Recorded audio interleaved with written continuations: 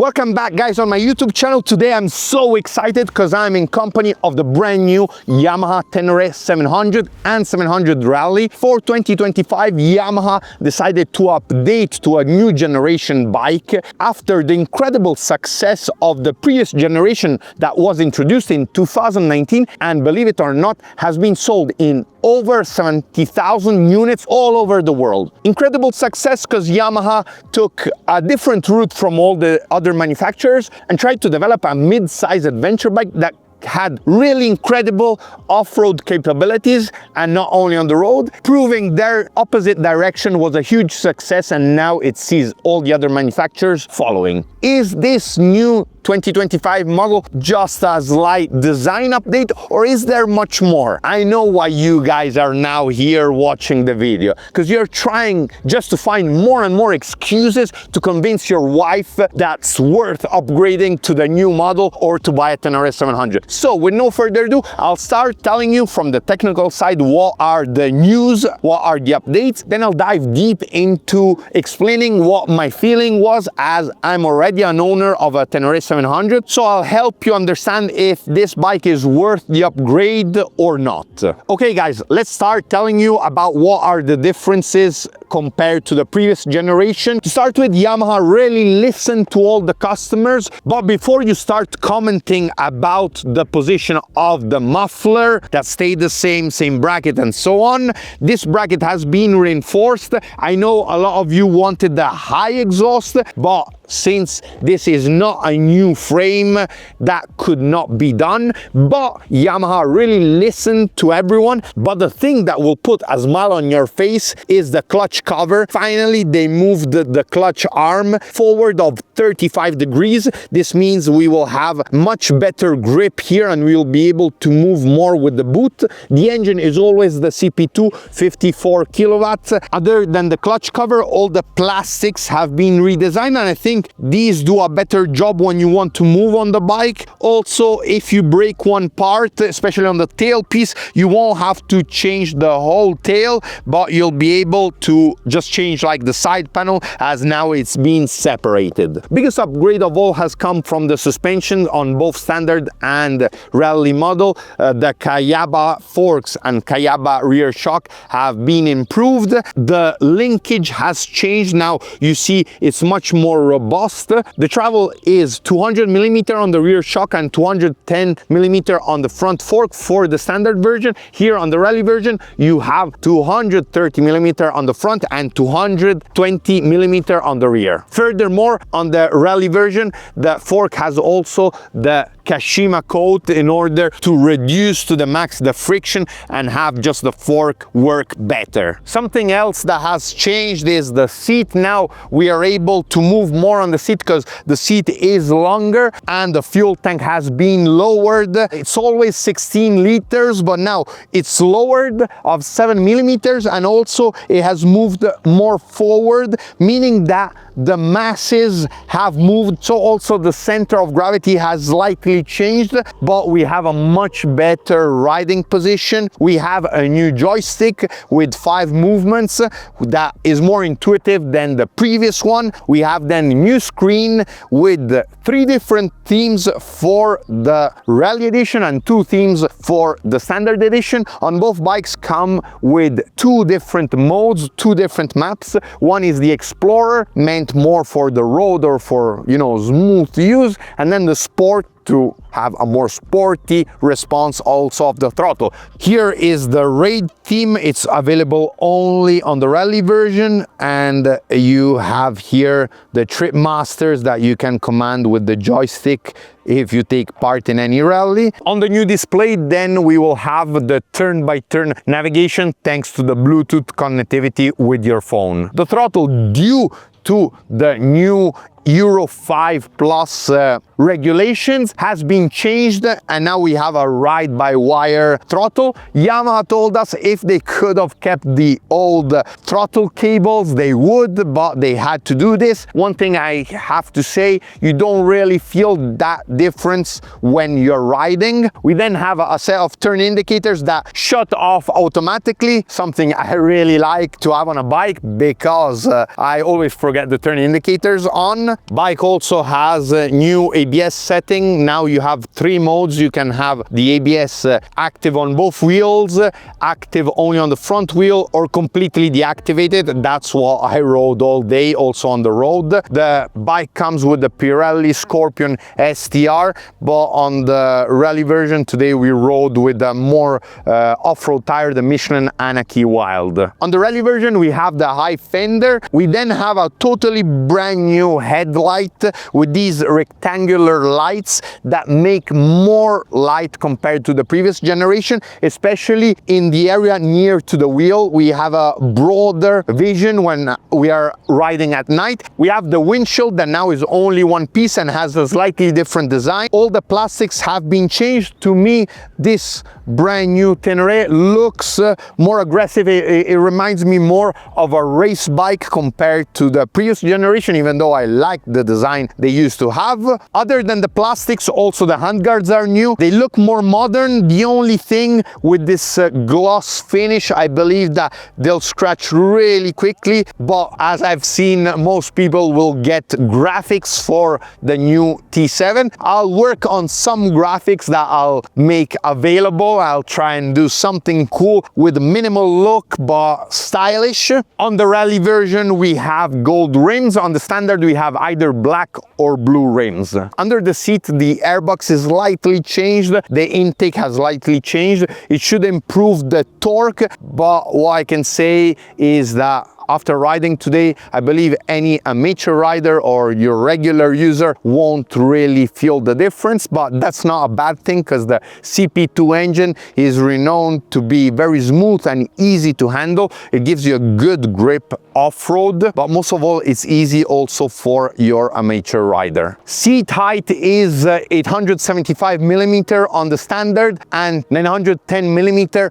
on the rally version. Is still a tall bike, but there is also the optional to have a lower bike, but that just for the standard, not for the rally version. The quick shift is neither on the standard nor the rally, but you can purchase it as an optional on both versions. But now I'll leave you to the riding video where I share with you what my feeling is and if the bike is worth the upgrade, or for who doesn't already own the Tenere, if this could be the bike for you. Well guys, before I start with the introduction telling you all the modifications there have been on the Tenere 700 standard and rally, sit down because there's really a lot to say and this will be a pretty long video because I'm having too much fun. Okay, now I'll start telling you what the feelings are of this new Tenere. Now we are on the standard after having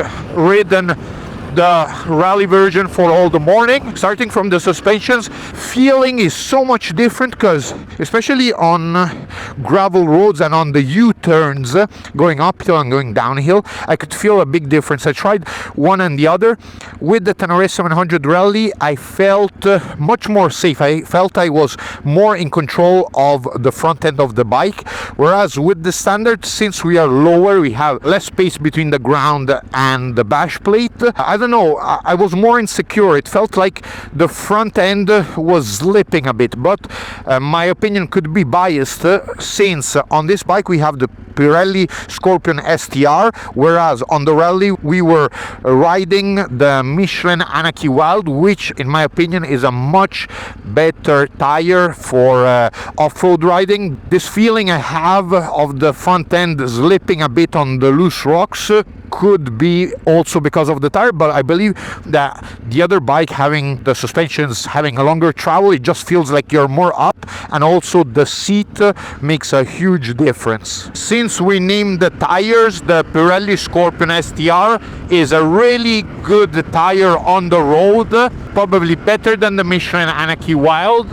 On the other hand, you can't have everything, so off-road is not ideal. This said, whoever plans on buying the T7 to ride it like 60-70% off-road and 30-40% on road. The first modification I would suggest is to change the tires and go with a better off-road tire. If you use it a lot on the road, then you'll be fine with the Pirelli Scorpion STR, and you'll still be able to do some off-road. The two versions of the T7 have been designed for two different kind of customers. So the standard that we are riding now is thought for who uses the bike to commute every day and use it straight on a daily basis to go to work. So is using it a lot on the road, but also uses it off-road in the weekends and nothing too extreme.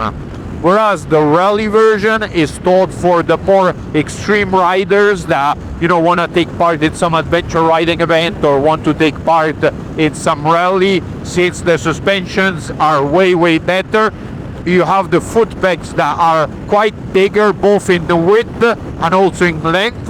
This gives you more traction when you're riding, especially in case of mud and so on. Furthermore, the titanium on this bike, still on the standard compared to the previous generation model, you have wider foot pegs, so this is a nice upgrade to have. On the road, the bike performs pretty well. The sitting position is way better than the previous generation, but on the standard I find this seat to be a bit uncomfortable. In fact, if I had to find you know, a downside of this bike, it would be the seat on the standard version, because it's a bit too hard, but it's like a square shape, and the edges, you can feel them, you know, on your legs, especially if, like me, you're using motocross pants that are pretty thin.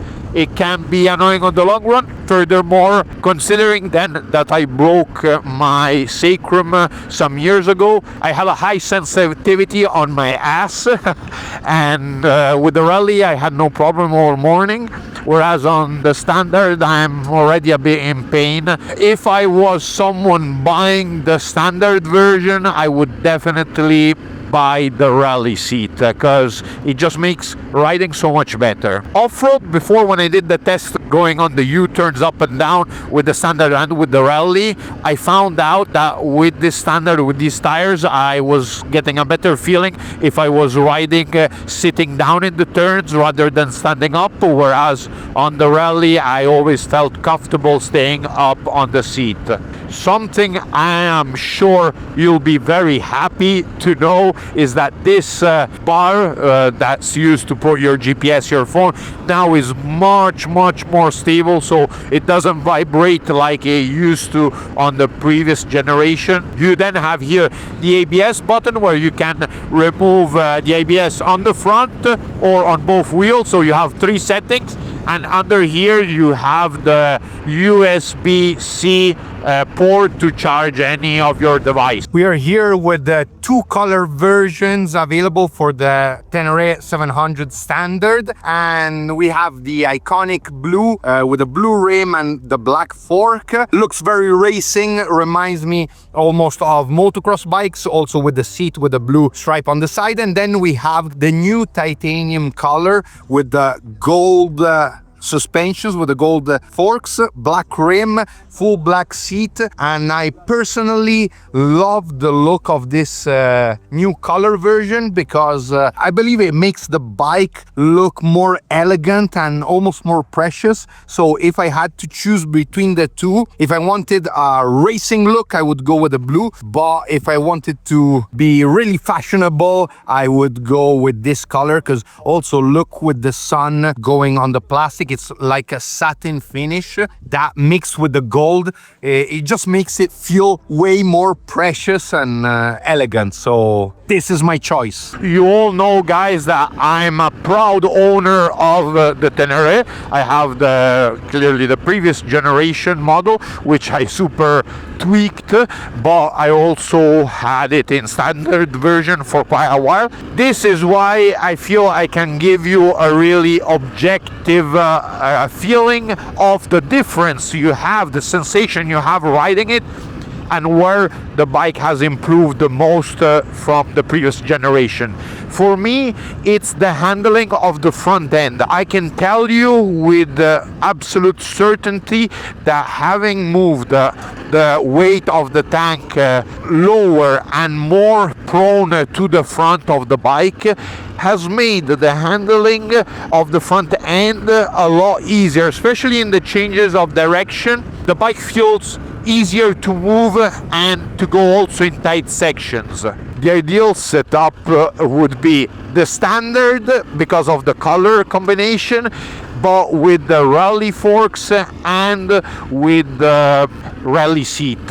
Other than that, I don't feel that the bigger foot pegs are a deal breaker. Like, it's something I don't really feel too much the necessity for a daily ride. If I had to do a rally, definitely I would go with the larger foot pegs. Depends on your budget, because if you buy the standard version, it's 10,990 euros. The rally version, with all the upgrades it has, is 2,000 euros more, which, if you don't plan to tweak the suspensions, if you don't want to change, cartridge kit and so on, then I'd tell you definitely go buy the rally edition. If instead you want to really do a custom build on your T7, and what I personally am thinking to do is I'll just buy the standard version, save those 2,000 euros, and invest them then to change the forks, the triple clamps, and you buy like the rally seat and so on. So it's up to you. I believe that if you want the T7 to use it as a daily drive and don't expect to race any rallies or do any extreme events, you're really good with the standard version. I think the price quality ratio is one of the best, if not the best, in the mid-size adventure bikes. Guys, I'm just so excited about this bike because I'm already an owner of the Tenere. I really feel there has been upgrades on this bike. I enjoyed riding it more compared to the previous model, especially for the upgrade in suspensions. The rally version, as said, has many upgrades. It's not just the color and the seat like in the past.